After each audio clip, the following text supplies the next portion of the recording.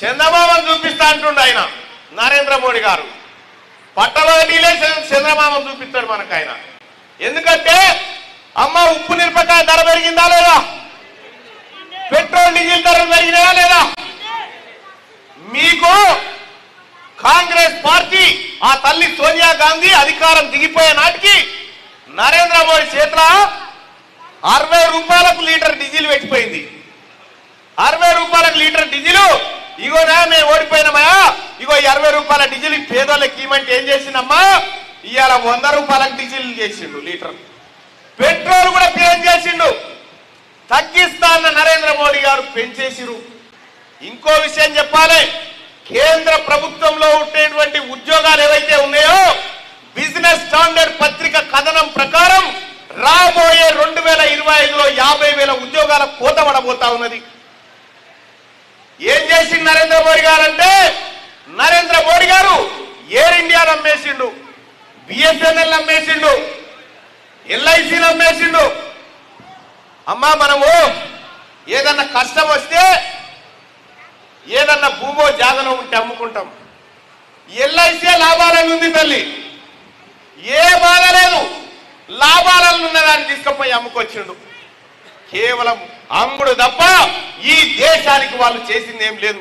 అదానీలకు అంబానీలకు దోచిపెడతందుకు నరేంద్ర మోడీ గారు ఉంటే ఈ పేద బిడ్డలకు పక్షపాతిగా వివరించి వాళ్ళ కంచంలో 4 ముద్దలు పెట్టాలని తిరుగుతున్నటువంటి బిడ్డ రఘువీర్ రెడ్డి అని చెప్పి మీ అందరికి తెలియజేస్తా ఉన్నా. ఇక కేసీఆర్ సంగతి మీ అందరికి ఎరికే. కేసీఆర్ సంగతి మొత్తం ఒడిసిపోయింది. ఇంత రక్తం లేదు ముఖంలో, ఎవడు వల్కరించినా ఎవడు ఏమేమో అంటుండు, క్యాల్ తప్పినట్టు చేస్తున్నాడు. రాత్రి కాగానే కలవరిస్తున్నాడు జగదీశ్వర్ రెడ్డి అని. ఎందుకంటే సోడసీసీ రూపాయి ఈయన సోడసీటల దగ్గర తనకే సరిపోయాడా. కరెంటు మంత్రి ఇంకో మంత్రి చేస్తే ఏమన్నా లాభం ఉందా? ఏం లాభం లేదు. నామినేషన్ మంత్రి అంటారు ఆయనని. మంత్రి పదవి అంటే ఎట్లుంటదంటే కాంగ్రెస్ పార్టీలో చూడాలి మంత్రి పదవి అంటే. అసలు మంత్రి పదవి అనేది జానారెడ్డి గారికి పెద్దలకి అసలు ఒక ఆయన తొడగని మంత్రి పదవి లేదు, చేయని కథ లేదు. పెద్దలు దామోదర్ రెడ్డి గారికి మంత్రి పదవులు చేయలేదా? వాళ్ళు మంత్రులు ఉంటే ఓ కథరు ఉండేది, ఓ కథా కార్ఖాన ఉండేది. ఈయన మంత్రి వస్తుందంటే ఏం బాధనే లేదు, ఎవరు పట్టించుకున్న పాపాన పోలే.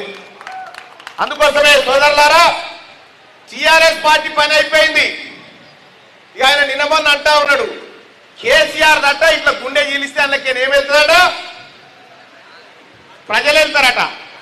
ప్రజలు ఎందుకు వెళ్తారే? సారా వెళ్తుంది, సారా కొట్టి వెళ్తుంది కదా. కవిత ఏ కేసులో అరెస్ట్ అయింది పెద్దమ్మ? ఏ కేసులో అరెస్ట్ అయింది? సారా కేసులో అరెస్ట్ అయిందమ్మా. ఓ అడవిలో సారదంగా చేస్తుండొస్తున్నాయన్న, ఎంత ఇజ్జత్ తక్కువ పని.